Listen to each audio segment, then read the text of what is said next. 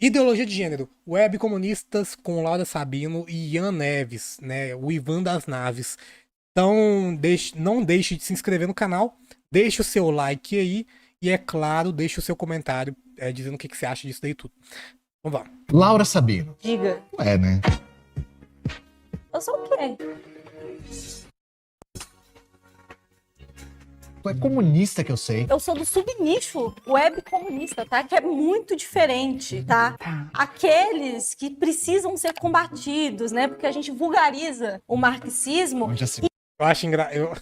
Bugado do marxismo. Ah, caramba. Eu acho muito engraçado, né? O termo web comunista, né? Que eles se apropriaram aqui, né? Tomaram um termo pra si.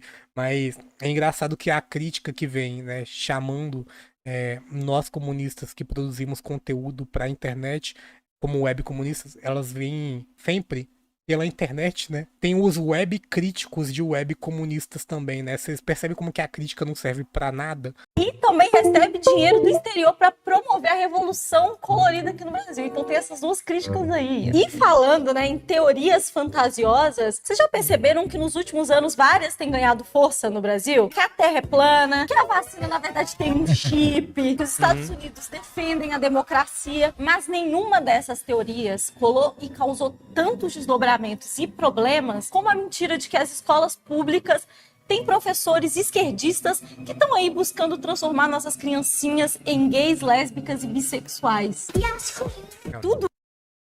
O Bolsonaro, ele tem uma entrevista em que ele diz que o intuito da doutrinação das crianças para se tornarem homossexuais parte de um interesse dos homossexuais de se satisfazerem sexualmente no futuro. Olha para isso. É um negócio que tomou uma proporção fora do normal. Esse negócio de ideologia de gênero, né? Vamos combinar. O que, é claro, vale afirmar, sempre reafirmar, ideologia de gênero não existe. Não existe. Tudo isso, claro, é através dela, a mais temida, a mais perigosa, a mais assustadora. A ideologia de gênero. Tava esse nível lá. Sempre com o livrinho dele, né? Que tá pra colocar o dedo no buraquinho do livro. Ah, meu Deus do céu. É foda. É puro pânico moral. É puro. E é por isso que eu digo pra vocês, né? A gente tem que lidar com a verdade. A gente tem que lidar com ciência. Né? Como é que a gente vai combater esse tipo de coisa se não com ciência? Se não com verdade? Né? Que aí, se eu quiser inventar que a minha verdade é uma, de você é outra, né? Vamos todo mundo ser feliz e não discutir sobre, respeitar as múltiplas visões, né? As múltiplas formas de pensar, né? Como é que a gente vai combater qualquer coisa? Não, a gente tem que trazer dado. Né? Tem realidade objetiva. E a realidade objetiva mostra. Ideologia de gênero não existe. A ideologia de gênero é um vale tudo. E assim, Laura, a gente não pode fingir tanta surpresa com essa tal ideologia de gênero ter colado tanto no Brasil, né? Transformar seu filho em gay é a mais light, na real de todas. A gente já teve mentira de que o Ministério da Saúde indica cirurgia de redesignação sexual para adolescente de 14 anos e até que o Lula teria criado uma lei para obrigar a criança a aprender a ser gay, que é um curso que eu gostaria de saber onde tem. A mais famosa mentira sobre isso, né? É claro, foi a mamadeira de piroca. Gente, o que foi o surto coletivo que levou a gente a um patamar em que a gente estava discutindo em uma eleição presidencial sobre se o Lula ia instituir um programa que distribuía mamadeiras de piroca para as crianças? Que surto coletivo foi esse? Eu gostaria de fazer esse curso. Yes, queen! A ex-ministra do Bolsonaro, né, a Damares, sempre testando os limites do absurdo, chegou a dizer que existia um risco da legalização da pedofilia no Brasil. Mas é que tá a pegadinha, Laura. Muita gente pensa assim, pô, se é algo tão debatido... É muito interessante, né? O pessoal de direita se utilizar tanto da pedofilia para fazer pânico moral, né? Talvez seja por uma questão de projeção, porque vale lembrar, né? O pessoal de direita é contra. Por que vocês acham que o pessoal de direita é contra, por exemplo, a educação sexual em escolas, né? Por que será? Né? Por que será que pastor é tão contra a educação sexual em escola? Talvez seja porque a educação sexual serve para a criança ter conhecimento, caso, se for o caso, de que ela está sendo abusada no ambiente familiar ou no ambiente de comunhão na igreja. Por que o pessoal de direita é tão contra esse tipo de coisa, se é algo que efetivamente ajuda a reduzir e também a se resolver os casos de pedofilia reais que acontecem? Fora também toda aquela coisa, né? Lembra do Bolsonaro falando que pintou um clima entre ele e adolescentes, se não me engano, de 14 ou 13 anos? Fora a questão também do Gabriel Monteiro, que tá preso pelo quê? Pelo que Gabriel Monteiro tá preso hoje? Né? E tá preso até agora, muito bem preso, inclusive. Então, a direita, ela tem o seu histórico. Não se impressiona muito que eles defendam coisas como redução da maioridade penal, né? Pra quê? Pra mandar a criança pra presídio, pra ficar no meio de um monte de homem.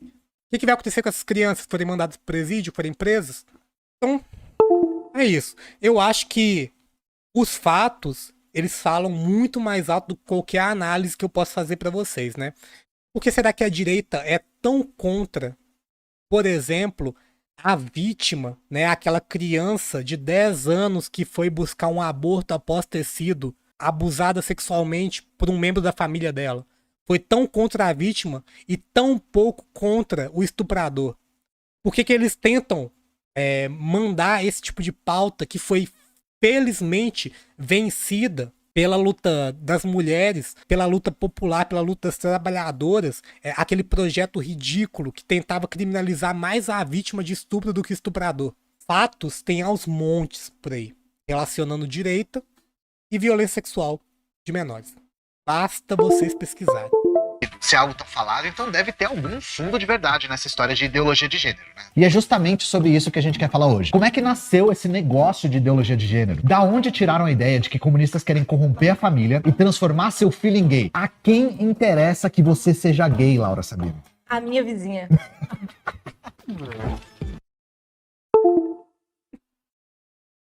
Eu não tava esperando por isso. Ficou muito bom, viu? O programa dos meninos, viu? Dos meninos e das meninas comunistas. Ficou muito bom. Edição muito boa. Humor também. Nosso Tiará disse, nunca tinha pensado na perspectiva da diminuição da maioridade penal. Pois é. Gente, o que vocês acham que vai acontecer se a gente diminuir a maioridade penal do jeito que eles querem diminuir, né? Porque tem os menos malucos falam em 16 anos, né? Os mais malucos, né? Os mais direitistas pensam em qualquer idade possível. Né? A gente já sabe o que vai acontecer se a gente mandar a criança pro meio do presídio.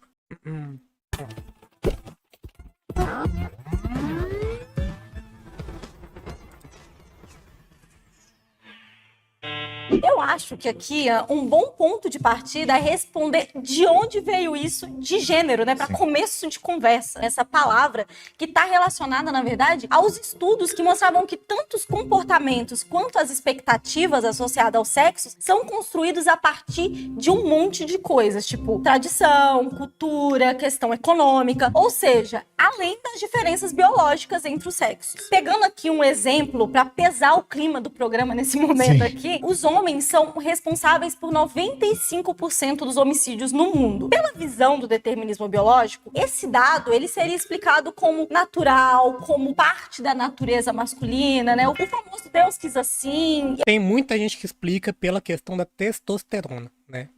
E teoricamente faria o homem ser mais agressivo. Tem um livro, eu esqueci o nome da autora, mas se eu não me engano se chama... do inglês, traduzindo literalmente, o macho demoníaco, em que ela vai analisar biologicamente a questão da agressividade no sexo biológico masculino, né? A gente não tá falando de homem aqui, né? Embora ela faça a projeção para a sociedade humana, né? Vai explicar a agressividade como uma questão de produção de testosterona. Ela vai mencionar durante o livro todo sobre espécies, né, de animais que tem como componente central da organização eusocial desses animais a questão da agressividade do macho da espécie, né? Então, com primatas, com felinos, toda essa coisa. Então, tem essa explicação biológica. O que eu acho sobre isso é que a aplicação disso para a sociedade humana é uma balela inacreditável. Mas tem gente que explica dessa forma. Eu só tô trazendo contexto pro que ela diz. Porque a Laura Sabino tá dizendo, né? De que, tem gente que explica biologicamente esse negócio como algo inato, né? A questão dos assassinatos, a maioria deles serem cometidos por homens. E é por causa da testosterona, ou a minha Ó, falou, citou testosterona. preferida. Homem que é homem vai armado levar o parente idoso pro médico, entendeu?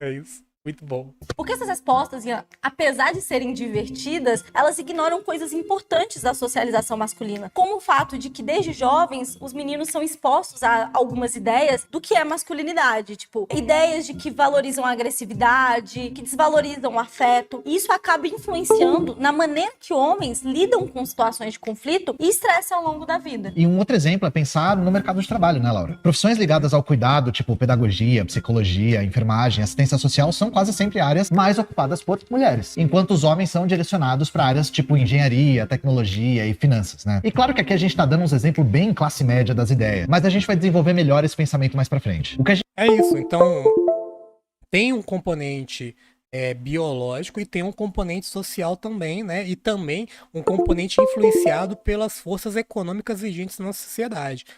A gente tem a questão do mercado de trabalho atuando aí, e nós também temos o componente social, né? A forma de criação, como que a nossa sociedade se estrutura a partir dessa diferença que é biológica também, que existe uma diferença biológica, por exemplo, né? A mulher engravida, o homem... Né, o homem cis, né, não engravida, a mulher cis engravida, e a sociedade se estrutura embasando-se nessa estrutura biológica, mas também trazendo consigo esse componente social. O que me assusta muito, eventualmente, para vocês verem como que a direita não tem base científica nenhuma para trazer esses argumentos, é porque a direita implica tanto com as teorias de gênero explicadas socialmente. Porque é a própria direita que diz que existe papel de homem na sociedade, né, os próprios conservadores, e existe papel de mulher na sociedade. Essas diferenças de papel de homem, né, o que é coisa de homem e o que é coisa de mulher, são muito bem explicados pelas teorias sociais de representação e também de atuação dessas categorias dentro do nosso convívio social, né, de como que o homem lida com as questões sociais e como a mulher lida também, né, como eles são tratados, como eles são vistos socialmente. A direita implica com essas questões, embora a direita mesmo, né, os conservadores mesmo digam, mulher tem que ser de tal e de tal jeito, né? Mulher tem que fazer isso, homem tem que fazer isso. Isso é coisa de mulher, isso é coisa de homem, né? Ou seja, quando é pertinente para embasamento do discurso, eles se utilizam de teoria social de gênero. Quando não é, eles não se utilizam, né? A teoria de gênero explicada por componentes sociais, ela dá uma explicação muito clara do porquê que a gente associou como até inatas essas diferenças entre o gênero masculino e o gênero feminino. E é claro, como biólogo, a gente tem que considerar que existe uma diferença muito notável entre o que é gênero como categoria social e o que é sexo como categoria biológica, né? Até o sexo biológico ele pode ser dividido em várias coisas, né? Eu lembro o que a direita vive propagandeando por aí, né? Só existe XX e XY, né? Primeiro que isso daí é uma mentira, né? A gente conhece vários tipos de composição cromossômica que não leva a esse XX e XY como únicas duas categorias possíveis. E também a gente tem outras segmentações de sexo biológico, né? O sexo não é só cromossômico, o sexo também pode ser hormonal, né? O sexo também pode ser fenotípico, né? Não tem só o componente genético que determina o sexo. E isso daí são definições de sexo biológico. Agora, socialmente, a gente tem outras definições, né? São duas coisas completamente diferentes. O problema é que a direita quer tornar o que é sexo cromossômico como a única alternativa de sexo biológico que existe, né? Faz uma leitura completamente errada do que é genética, do que é biologia, e também tentam pegar componentes da teoria social de gênero para embasar o discurso deles, só que ignorando todo o resto da teoria, né? Só quando convém. Só quando convém que é válido, né? Dizer que existe coisa de mulher na sociedade e coisa de homem na sociedade. que a gente quer que você entenda agora é que existem sim diferenças biológicas entre os sexos. Só que várias questões, como trabalho, direitos civis, gostos, tarefas, não são frutos dessas diferenças biológicas, mas são frutos de papéis de gênero, que a gente é ensinado a seguir desde que a gente nasce. E é importante aqui deixar claro que discutir papel de gênero é diferente de debater ideologia de gênero. Esse termo ideologia de gênero, ele surge lá na década de 90, principalmente em discussões de grupos conservadores católicos. Esse termo, ele chega a ser empregado em documentos da Cúria Romana, como a família, matrimônio e união de fato, lá nos anos 2000. E nesse documento, ele aparece como parte de um projeto maligno para transformar o teu filho em gay e legalizar a pedofilia. E essa seria ali a primeira de muitas vezes que a gente vai falar que isso não existe. Sim, não aqui, existe. Né? Isso não é existe. delírio, a gente tá falando de conspiração e pânico moral. Esse termo chega nos anos 2010 bastante difuso, na real. Ele vira uma espécie de guarda-chuva LGBT-fóbico, usado basicamente para se opor aos direitos dessa população. Só para vocês terem uma ideia dos direitos que eu tô falando, né? Casamento homoafetivo, adoção de crianças por esses casais, ou absolutamente qualquer coisa envolvendo a população trans. O que acontece nessa década de 2010 é que a Igreja Católica começa a perder o monopólio do uso desse termo. E como que isso acontece? Com o crescimento das igrejas evangélicas, principalmente as neopentecostais. Não é à toa, gente, que a bancada evangélica é a maior oposição. Meu camarada Xará disse pra eu dar uma olhada. Você tentou comentar pelo outro canal e não apareceu na live. E acha que eu posso ter ocultado sem querer. Gente, como assim? Então, eu vou dar uma olhada, sim. Com certeza vou dar uma olhada. Realmente não sei por que que o comentário ficou ocultado. É do seu canal. Coisa. Inclusive, se inscreva no canal do Guinho. Lembrando pra repassar essa informação. É muito relevante. Se inscrevam. Ele é meu xará. E a gente vai se juntar, né? Os dois Iagos do YouTube. Os dois Iagos de esquerda. E a gente vai banir o Iago do mal, né? Que é o Iago pastor transfóbico, né? Que o nosso camarada Iago deve saber de qual Iago do mal que eu tô falando, né? Os Iagos do bem vão se unir pra banir do YouTube o Iago do mal. E a mais barulhenta. Exatamente, fazer. Tem o Iago do mal. Você não conhece o Iago do mal? É um Iago que de vez em quando aparece assim. Ele é meio amigo do Pirula, até, né? A gente tem que desfazer esse negócio aí. E o Pirula fez, né? Fazendo amizade com o Iago do mal. Falando de um pastor aí que faz uns vídeos transfóbicos, eventualmente. Barulhenta a respeito desse negócio de ideologia de gênero. E isso faz bem mais sentido quando a gente observa que a população LGBT conquistou uma série de direitos nos últimos anos. Até mesmo a percepção positiva dos direitos LGBT aumentou bastante entre a população comum. Mais recentemente, a gente teve uma pesquisa que mostrou que 46% dos brasileiros têm uma percepção positiva dessa população. E isso, Laura, é importante a gente dizer que é no mesmo país que elegeu o Bolsonaro, tá? Essa é a perspectiva da questão. E essa contradição tem tudo a ver com a dinâmica interna do capitalismo mesmo. Em momento de crise econômica, social e política como essa que a gente está vivendo nesse momento, alguns grupos criam inimigos comuns como bode expiatório, passando a promover ali narrativas alarmistas, mentirosas e desonestas, como é o caso do ideologia de gênero que a gente está discutindo aqui. A propaganda incorporada à ideologia de gênero é muito assertiva porque as acusações são muito simples. Você pega as coisas que você mais tem medo e diga que as feministas e os LGBTs querem implementar isso, tá? Enquanto você está ocultando ali os reais problemas que mantêm intacto as estruturas que beneficiam os interesses da classe dominante, você começa a culpar o LGBT e gay.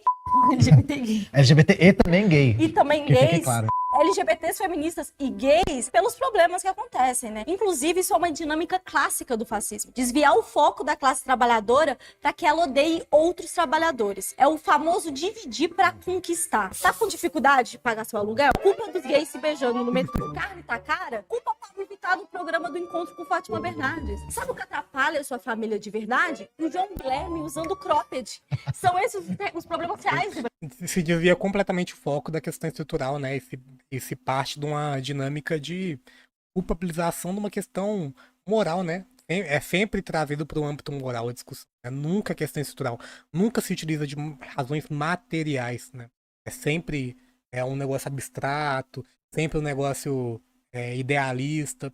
É sempre isso. Então tem essa questão também. Tirar o foco da luta de classes, tirar o foco do capitalismo e colocar sempre nessas questões de gênero, de sexualidade, né? É também parte do processo que faz a mercantilização desse tipo de coisa, né? Transforma a luta por direitos de LGBTs em mercadoria. Brasil. Quem que liga pra falta de tempo causada pela escala 6x1, a retirada de aposentadoria da sua avó ou a precarização do seu trabalho que faz com que você esteja sempre cansado, exausto e sem tempo para sua família? Criar inimigos comuns e imaginários é a melhor forma de impedir que as pessoas reflitam sobre seus verdadeiros inimigos de classe. E quem não se lembra da desgrama do kit gay? Essa coisinha aí que foi responsável por projetar nacionalmente um então desconhecido e irrelevante deputado chamado Bolsonaro. E eu chuto, Laura, que a maior parte das pessoas que estão assistindo só ouviu falar desse negócio de kit gay vindo da extrema. Diga-se de passagem, um deputado que até então não tinha aprovado projeto nenhum em 20 anos de carreira política. Direita. Talvez as pessoas nem saibam o que foi esse negócio de verdade, ou se existiu alguma coisa de verdade. O nome real desse projeto era Kit Anti-Homofobia, e isso tem as suas origens lá em 2004, começou a ganhar projeção em 2010 por conta de alguns vídeos que foram produzidos para esse programa e que vieram a público antes de serem avaliados pelo MEC. Eram vídeos bem simples que iam pro ensino médio, na real. Umas situações do tipo 2 meninos se apaixonando, 2 meninas se beijando, ou tão simples quanto uma aluna trans sofrendo preconceito com seu nome social. Só isso. Já em 2010, esse deputado do baixo clero chamado Biro Leib já falou alguns absurdos. Eu não sei se é uma coisa boa ou ruim a gente ter a transcrição dessa sessão na Câmara. Vamos lá, abre aspas. Atenção, pais de aluno de 7, 8, 9 e 10 anos de idade da rede pública. No ano que vem, seus filhos vão receber na escola um kit intitulado Combate à Homofobia. Aqui ele acertou o nome, inclusive, né? Na verdade, é um estímulo ao homossexualismo e à promiscuidade. Fecha aspas. Eu gosto muito dessa imitação do Bolsonaro porque é muito ruim. É horrível, eu sei. O fato da É imitação... péssimo, é péssimo. Dizem as más línguas que eu sei imitar o dito cujo de forma melhor. Não vou fazer essa imitação pra vocês. ser ruim é o grande charme que ela tem, né?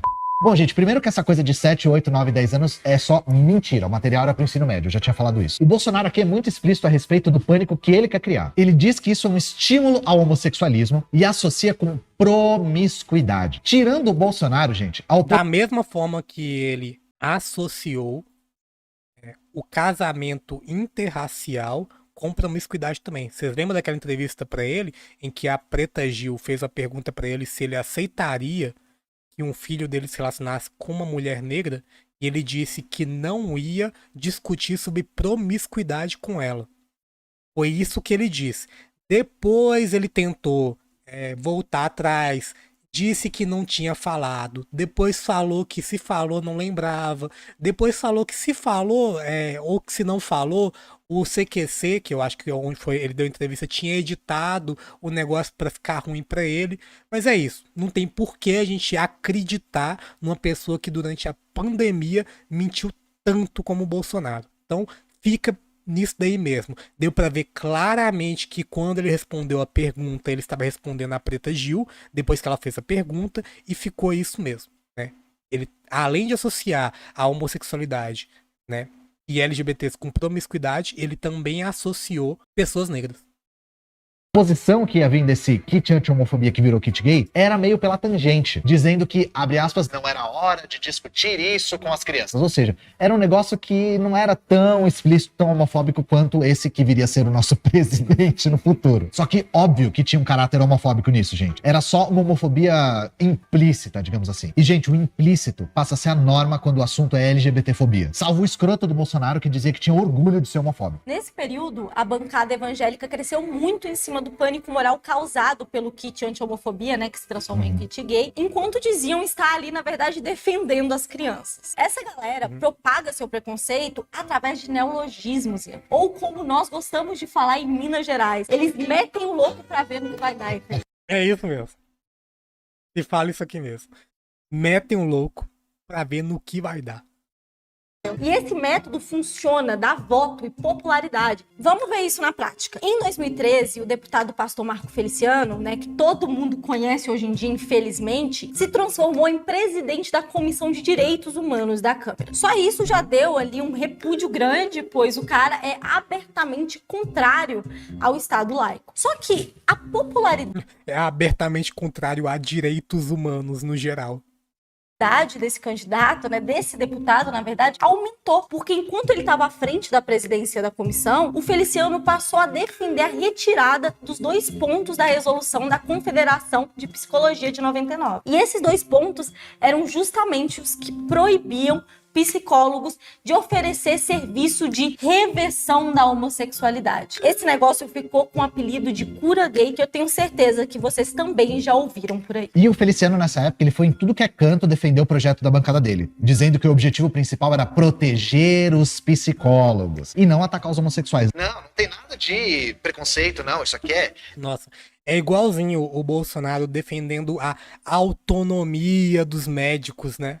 Defendendo cloroquina, né? O Feliciano também defendendo a autonomia dos psicólogos em que receitar cura gay para as pessoas. Defender o tadinho do psicólogo homofóbico que não pode mais falar que ser gay é doença. Só que deu ruim. Deu bom, mas deu ruim, né? Aumentou a popularidade do Feliciano, mas deu ruim. E esse projeto repercutiu meio mal, tanto que o próprio Feliciano apoiou o arquivamento dele. Mas o arquivamento desse projeto serviu de exemplo e é uma coisa bastante interessante da gente observar. A população LGBT, gente, não ia aceitar esse retrocesso quieta. Essa aura de tabu no assunto caiu bastante na década de 2010. E isso deu muita força pro movimento. E que fique claro que isso é mérito do próprio movimento, tá? Nada foi dado de presente. Tanto que em 2022, um levantamento da USP e da Unesp trouxe um dado de que 12% das pessoas adultas no Brasil... É igual o projeto lá, né? Que previa a pena maior pro estuprador do que pra vítima, em caso da mulher abortar. A movimentação feita pelas mulheres, pelas trabalhadoras brasileiras, ele foi tão grande que fizeram engolir esse projeto no seco, né? Mandou o projeto de volta, foi recusado. Essas lutas, elas não são dadas, elas são conquistadas. Se declaram LGBT, o que é um número bastante expressivo, novamente, no país que elegeu o Bolsonaro. Não dava mais pra tirar os direitos das pessoas LGBT de maneira tão escancarada e tão aberta. Ia ter resistência. Agora eles precisavam comer pelas beiradas, começar a criar novos termos pra confundir. Eles terem conseguido impedir que o kit de combate à homofobia fosse pras escolas através desse negócio de kit gay foi, na real, bastante emblemático nesse sentido. Isso demonstrou para a extrema-direita um caminho a ser seguido. A galera reacionária ia ter a seguinte abordagem: associar o combate à LGBTfobia nas escolas com sexualização de crianças. Esse processo deu muito certo. Essa retórica reacionária demonizou qualquer debate sobre diversidade e educação sexual nas escolas. Aí, depois que eles entenderam essa tática de não pode chamar de viado, mas pode falar que esse grupo é pedófilo, começou então a pipocar no Brasil esses projetos de lei que proíbem a discussão da diversidade de gênero e orientação sexual nas escolas, chamando isso justamente do tema de hoje, que é ideologia de gênero. Ou seja, fortalecendo essa retórica de que os professores esquerdistas aliciam alunos e que lutar contra o movimento É a mesma retórica do Iago do Mal. LGBT é defender nossas criancinhas. Para vocês terem noção, são mais de 200 projetos de lei no país que dizem combater a fictícia ideologia de gênero nas escolas. Eu vou salientar. Isso daí serve como geração e manutenção de capital político, né? Tem 200 projetos contra a educação sexual de gênero nas escolas, né? Vocês acham que esses deputados que mandam esses projetos, que fazem esses projetos, estão preocupados em algum momento com defender criança de qualquer coisa? Não, eles estão preocupados com autopromoção. Eles querem viralizar assim como o Marco Feliciano viralizou e assim como o Bolsonaro viralizou. Eles querem capital político com esse tipo de coisa. Salientar aqui pra vocês que é 200 e é tipo 200 projetos combatendo tipo alienígenas, tá, gente? Combatendo fantasmas, combatendo coisas que não existem. Não existe, esse negócio não existe. Enfim. Em alguns estados, né, como o Ceará, que isso chegou a entrar nos documentos que orientam a rede pública de educação. Espera aí que eu vou repetir essa informação de maneira ainda mais pausada. Existe um documento orientador de toda a rede do Ceará que corrobora com a ideia de que de fato existe uma ideologia de gênero e aliciamento propagada por professores que precisa ser combatida. E aí o Camilo Santana, sabe o que ele fez? Simplesmente ignorou essa aberração quando era governador do Ceará. Como prêmio, sabe o que ele ganhou? Apenas o Ministério da Educação no governo Lula. Faz o L. Vamos para outros exemplos espalhados pelo Brasil todo. Proposta de alteração do artigo 5º do Plano Municipal de Educação de Palmas, no Tocantins, abre aspas. Vedada a discussão e a utilização de material didático e paradidático sobre ideologia ou teoria de gênero, fecha aspas. Proposta de lei de 2017 de Nova Hartz, no Rio Grande do Sul, abre aspas, fica terminantemente proibido incluir na grade curricular municipal e privada a disciplina de ideologia de gênero, bem como toda e qualquer disciplina que vise orientar a sexualidade dos alunos ou que tente extinguir o gênero masculino e ou feminino como gênero humano. Ou seja, acabou de caçar todas as zeros disciplinas que tinham nesse sentido. Nenhuma disciplina que existia nesse sentido acabaram de ser ilegalizadas, Laura. Agora tá absolutamente proibido caçar unicórnios no Brasil. Todos os caçadores de unicórnios agora são ilegais, tá? Pescadores de sereia, se preparem, vocês são os próximos. Lei aprovada de 2023 de Sorriso, no Mato Grosso. Abre aspas. Proíbe a distribuição, exposição e divulgação de material didático contendo manifestação da ideologia de gênero, fecha aspas. Essas são só 3 das 200 leis propostas. E todas, gente, seguem a linha de raciocínio de associar ideologia de gênero ao aliciamento de criança. Segundo essa lógica, ensinar a criança sobre diversidade de orientação sexual e identidade de gênero é a mesma coisa que abuso. Isso, segundo essa lógica, ia expor as crianças a materiais eróticos e pornográficos, deixando elas confusas sobre si mesmos. E se você é LGBT, você sabe muito bem esse papo de confuso sobre si mesmo. Para muitos pais que cresceram num mundo muito mais LGBT-fóbico do que o nosso, essa narrativa funciona e engaja bastante ainda. Existe uma tática explícita de conquistar o apoio dos pais para a aprovação dessas leis. E é isso que dá tanta base para que tenha mais de 200 dessas leis por aí. Porque claramente, né, Laura, tá faltando problema no Brasil, né? Não é como se a escola tivesse problema de goteira, tivesse problema de salário. O problema principal é isso, é a ideologia de gênero nas escolas. Não tem mais problema nenhum na escola para se resolver, né? Essa é a prioridade máxima do Brasil. De professor, tivesse desvio de merenda. E é engraçado, porque enquanto os pais estão se mobilizando e estão caçando o bicho-papão por aí, as pautas importantes e o socateamento da educação não são levados a sério. Aí vem propostas como militarização das escolas, né? Que a galera diz que vai resolver esses problemas que, na verdade, estão sendo gerados nesse meio tempo, enquanto a galera caça monstros imaginários. Essa mentira de que existia uma ideologia de gênero nas escolas catapultou um. Como foi que só agora eu reparei que ela tá com um boné do Olavo de Carvalho? Muito bom, muito bom. Olavo de Carvalho, exemplo de superação pra mim, já está há mais de 2 anos sem fumar. Outro grupo que já disputava o modelo de escola pública, que é isso que a gente estava falando, esse modelo sucateado para ser privatizado, esse modelo de professores perseguidos. Esse movimento se chama Escola Sem Partido, que usou esse negócio como um pretexto para propagar sua agenda de censura de determinados temas e autores dentro da sala de aula, além de ensinar alunos a tratarem os professores como inimigos doutrinadores que devem ser combatidos, atacados e até mesmo... É muito engraçado. Aí esse pessoal vem defender a autonomia do psicólogo, autonomia médica, né? Cadê a autonomia do professor de ensinar o conteúdo, de trabalhar, né? Aí não tem discurso de defesa de autonomia de profissional, né? Eu lembro muito bem do projeto Escola Sem Partido. Unanimemente foi rechaçado. Realmente não conheci professores na época do projeto que eram favoráveis a esse tipo de coisa. Até os mais conservadores, até os mais liberais, eu vi sendo contra esse tipo de coisa. Pra você ver como que é um retrocesso para a educação pública esse tipo de coisa. E isso daí é muito engraçado que vem um pessoal que diz defender liberdade de expressão. Vem do pessoal que se diz conservador. Esse pessoal tá legitimando a reclamação de alunos e pais que não entendem como é lidar com uma sala de aula e minando a autonomia e a autoridade do professor.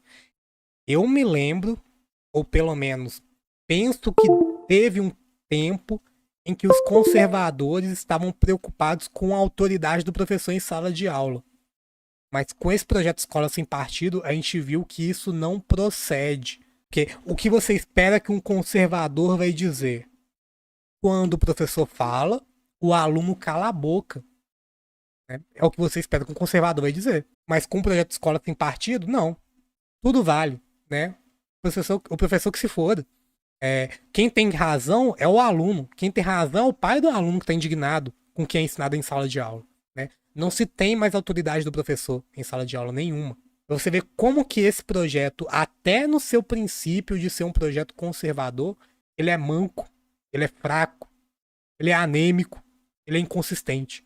Mesmo filmados e expostos nas redes sociais. É óbvio que tudo isso gerou um medo entre os professores, limitou a liberdade acadêmica e impediu discussões importantes para a sociedade, porque se hoje um professor vai falar sobre coisas como falta de saneamento, melhorias na cidade, melhoria da própria escola, eles são chamados de comunistas.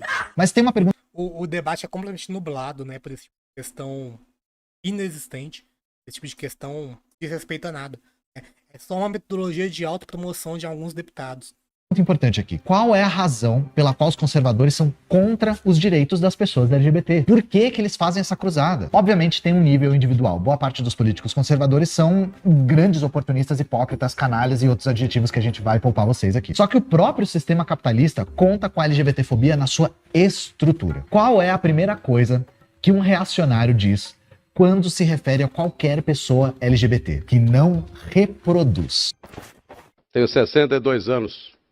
Pelo que eu vi na vida, Nossa, vocês lembram disso?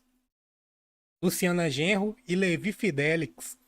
Debate na Record. O tempo voa, viu? iguais E a Luciana Genro não fica menos fraca e nem mais forte. Tempo. não fazem filho.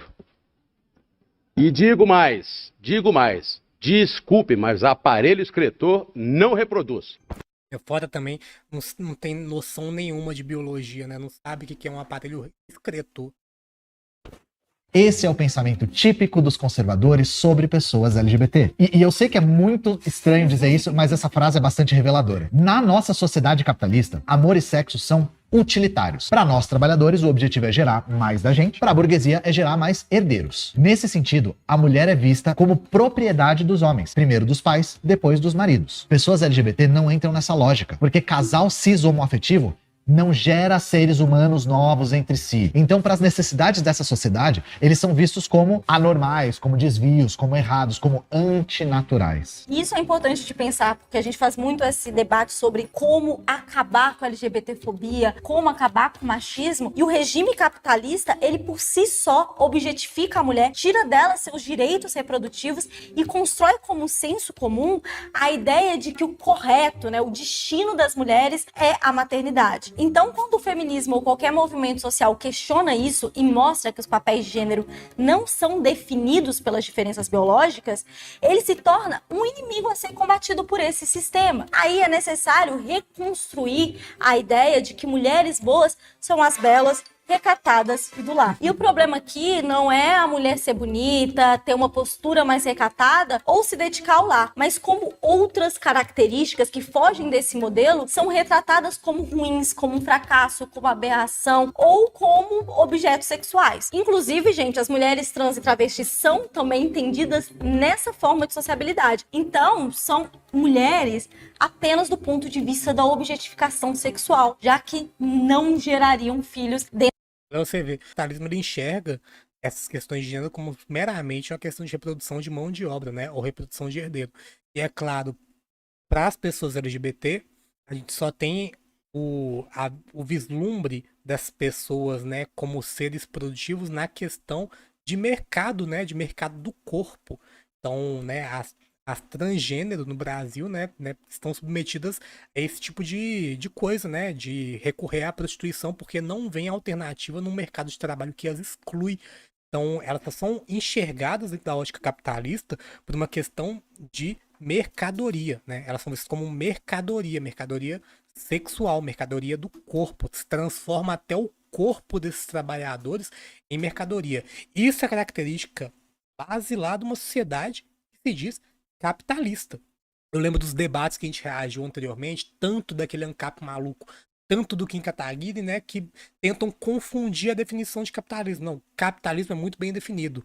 É uma sociedade em que há propriedade privada e que a questão do mercado, da propriedade privada, assume gerência sobre toda a estrutura social, sobre toda a vida e todo o meio de reprodução da vida, né? Inclusive nessa questão do corpo, né? O corpo é visto como mercadoria, o corpo é fonte de lucro, o corpo é visto só como uma forma de gerar valor para a manutenção do sistema. Então é a única forma como essas pessoas são vistas pelo capitalismo, né? Isso serve, né? Por isso que a estrutura de homofobia, de LGBTfobia, serve ao capitalismo, né? Serve para reprodução desses ideais, serve para reprodução dessa estrutura de mercado. Dentro dessa lógica, é isso. No capitalismo, a mulher ou é bela, recatada e do lar, ou é um objeto sexual, ou é empoderado o suficiente para comprar aquele batom vermelho top. Ah, Laura Sabino, mas olha Exatamente.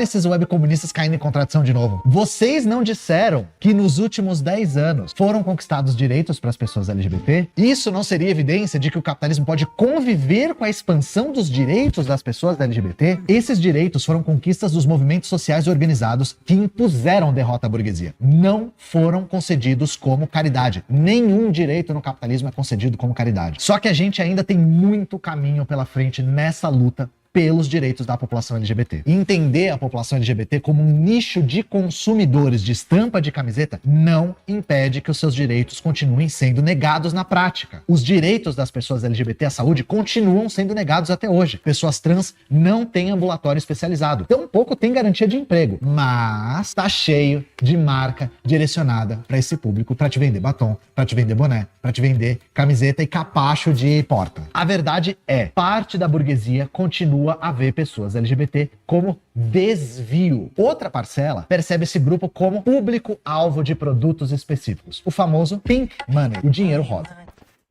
Gay airplane! Gay rental car! I love what hotels have done for all the gay people kicked out of their homes by their families!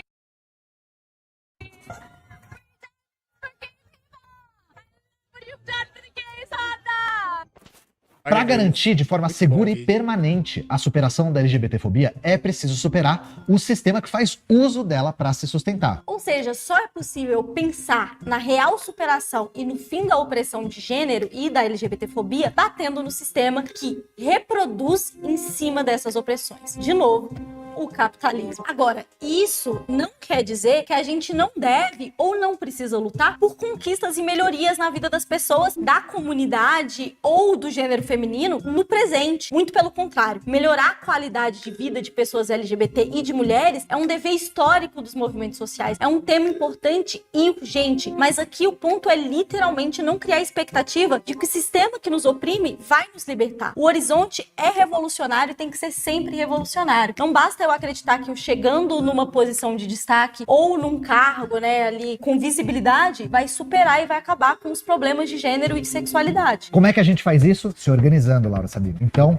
você que tem ódio nesse seu coraçãozinho, tal qual nós dois aqui, você vai pegar esse ódio seu e colocar no horizonte dessas lutas por melhorias imediatas, mas também pela superação desse modo de produção que controla nosso tempo, nossos desejos, e isso tudo em benefício dos que não são nós, mas que são eles, a burguesia, a classe dominante e nossos inimigos reais. Terminamos mais um programa triste mais pra cima.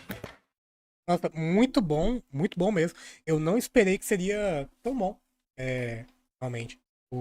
Não por desacreditar ou qualquer coisa, né? Rir, mas não desacredito, mas por pessimismo mesmo, por pessimismo. Mas muito bom, eu gostei bastante. Então, gente, eu vou encerrando a live por aqui. Eu sei que tem mais tópicos para serem abordados, mas eu vou deixar pra fazer isso numa live de parte 2, como sempre. E a gente pode trazer mais coisas também pra gente ver aqui. Então, como sempre, se inscrevam no canal, deixem o seu like e, é claro, seu comentário dizendo o que você acha disso tudo. A live foi bastante movimentada hoje, gostei de ver. Uma boa noite pra vocês. Deixa eu ver o que mais tem pra dizer. Coisas de youtuber, né? Tem grupo no WhatsApp, você pode entrar no grupo no WhatsApp. Tem grupo no Telegram também. Tem apoio do canal e você pode ser membro do canal. Eu deixei na aba comunidade do canal, mais uma vez alertando, que existe um formulário de sugestão de vídeos pra gente trazer pra cá, ou sugestão de tema também. Vocês podem sugerir e aí a gente vai lá e faz. Então é isso. Uma boa noite pra vocês, gente. Um beijo e até mais.